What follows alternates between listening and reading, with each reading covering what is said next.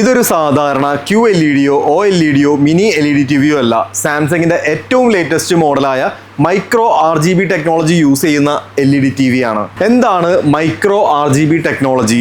Normal LEDകളിൽ back light ആയിട്ട് use ചെയ്യണത് വൈറ്റ് LEDകളാണ്.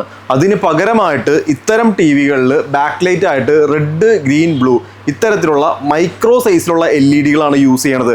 അതുകൊണ്ടാണ് മൈക്രോ RGB ടെക്നോളജി എന്ന് പറയുന്നത്. വീഡിയോ നിങ്ങൾ നോക്കുകയാണെന്നുണ്ടെങ്കിൽ റെഡ്, ഗ്രീൻ, ബ്ലൂ ഇത്തരം ഷെയ്ഡുകൾ വളരെ റിച്ച് ആയിട്ട് നിങ്ങൾക്ക് കാണാനായിട്ട് സാധിക്കും.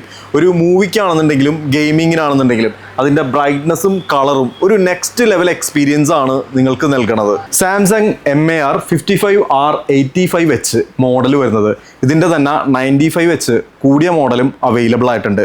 1,20,000 രൂപ അടുത്ത് നമുക്ക് ഈ ഒരു മോഡലിന് പ്രൈസ് വരുന്നുണ്ട്. 55 inch micro RGB 4K smart LED TV ആണ്. 2026 ഫ്ലാഗ്ഷിപ്പ് മോഡലാണ്.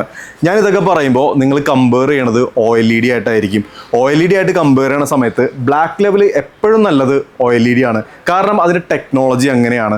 ബാക്കി ഇങ്ങോട്ട് അതിൻ്റെ കളർ, ബ്രൈറ്റ്നസ് ഒക്കെ നോക്കുകയാണെന്നുണ്ടെങ്കിൽ ഈ ഒരു മോഡൽ കുറച്ചും കൂടി ബെറ്റർ ആയിരിക്കും. പ്രൊഡക്റ്റ് നോക്കുകയാണെന്നുണ്ടെങ്കിൽ അൾട്രാ സ്ലിം ബെസൽസ് തന്നെയാണ് ഈ ഒരു മോഡലിൽ വരുന്നത്.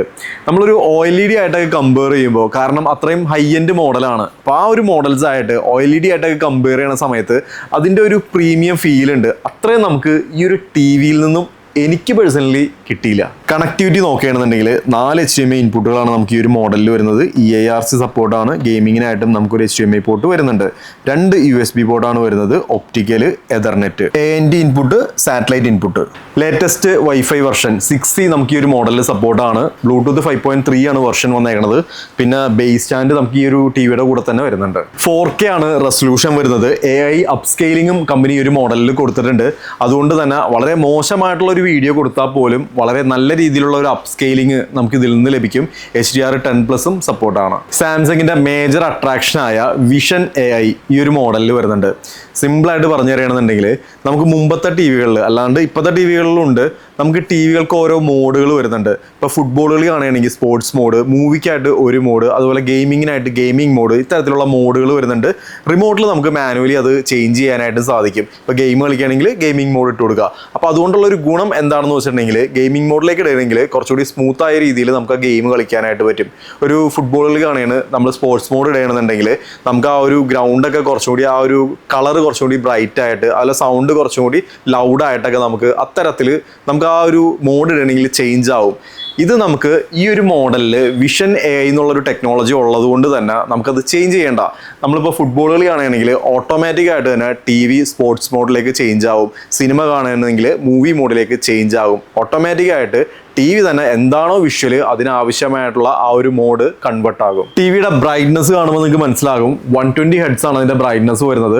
നിങ്ങൾ ഇനി ഗെയിമൊക്കെ കളിക്കുന്ന സമയത്ത് 144 ഹെഡ്സ് ആയിട്ട് അത് കൺവേർട്ട് ആകും. അതുകൊണ്ട് തന്നെ PS5, Xbox, ഗെയിമിംഗ് PC വളരെ സ്മൂത്തായിട്ട് വർക്ക് ചെയ്യും. 30 വാട്ട്സിൻ്റെ സ്പീക്കറാണ് നമുക്ക് ഈ ഒരു മോഡലിൽ വരുന്നത്. ഡോൾബി അറ്റ്മോസും സപ്പോർട്ടാണ്. ഒബ്ജക്റ്റ് ട്രാക്കിംഗ് ഈ ഒരു മോഡലിൽ വരുന്നുണ്ട്. സംഭവം എന്താണെന്ന് വെച്ചിട്ടുണ്ടെങ്കിൽ നമുക്കൊരു വിഷ്വൽ മൂവ് ചെയ്യണതിനനുസരിച്ച് ആ സൗണ്ടും മൂവ് ചെയ്യും, അല്ലെങ്കിൽ ആ ഒരു ഫീല് നമുക്ക് കറക്റ്റായിട്ട് കിട്ടും. Active voice amplifier pro dialogues കൂടുതൽ ക്ലിയർ ആവാനായിട്ടുള്ള ഒരു ടെക്നോളജിയാണ്. ഒരു ഉദാഹരണം പറയുകയാണെന്നുണ്ടെങ്കിൽ ഇപ്പോൾ ഞാൻ ഈ ഒരു TV കണ്ടുകൊണ്ടിരിക്കുന്ന സമയത്ത് അടുക്കളയിൽ മിക്സി ഓൺ ആക്കി, അപ്പോൾ അതിൻ്റെ ഒരു സൗണ്ട്, മഴ പെയ്യണ സൗണ്ട്, അല്ലെങ്കിൽ അത്തരത്തിലുള്ള ഡിസ്റ്റർബൻസ് വരുമ്പോൾ നമുക്ക് ഡയലോഗ്സ് കൃത്യമായിട്ട് മനസ്സിലാവില്ല. അങ്ങനെ ഒരു സാഹചര്യത്തിൽ TV ഓട്ടോമാറ്റിക്കായിട്ട് ആ ഒരു ഡിസ്റ്റർബൻസ് മനസ്സിലാക്കി ഡയലോഗ്സ് കൂടുതൽ ഉച്ചത്തിലാക്കി തരും. ആ ഒരു ടെക്നോളജിയാണ് ആക്റ്റീവ് വോയിസ് ആംപ്ലിഫയർ പ്രോ. ഇനി സൗണ്ടിൻ്റെ പറയാനായിട്ടുള്ളത് Q സിംഫണി ടെക്നോളജി നമുക്ക് ഈ ഒരു മോഡലിൽ വരുന്നുണ്ട്. നിങ്ങൾ TVയിൽ സാംസങ്ങിൻ്റെ സൗണ്ട് ബാർ കണക്ട് ചെയ്യുകയാണെന്നുണ്ടെങ്കിൽ TVയുടെ സ്പീക്കർ ഓഫ് ആവാണ്ട് സൗണ്ട് ബാറും കൂടി ഒരുമിച്ച് വർക്ക് ചെയ്യും. ഇപ്പോൾ ഒരു മൂവി കാണുമ്പോൾ ഡയലോഗ്സ് ഒക്കെ കൂടുതലായിട്ടും TVയുടെ സ്പീക്കറിൽ നിന്നും എഫക്റ്റ് കൂടുതലായിട്ട് ബാറിൽ നിന്നും കേൾക്കും.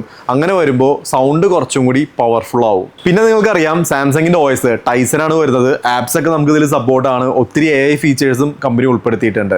ഇപ്പം നിലവിൽ വാറണ്ടി വരുന്നത് 1+1 ആണ്. 1 year full warranty plus 1 year panel warranty. 2 വർഷം പാനലിന് കിട്ടും, 1 വർഷം TVക്ക് മൊത്തത്തിലും വാറണ്ടി ഉണ്ടാകും. ഇതിപ്പോൾ 55 ഇഞ്ചിൻ്റെ TV ആണ്. ഇതിൻ്റെ തന്നെ 65, 75, 85 സൈസുകളിൽ നമുക്ക് ഈ ഒരു മോഡൽ അവൈലബിൾ ആയിട്ടുണ്ട്. ഈ ഒരു മോഡലിൻ്റെ പ്രൈസ് ഞാൻ ഓൾറെഡി പറഞ്ഞതാണ്. 1,20,000 രൂപ ഈ ഒരു മോഡലിന് പ്രൈസ് വരുന്നുണ്ട്.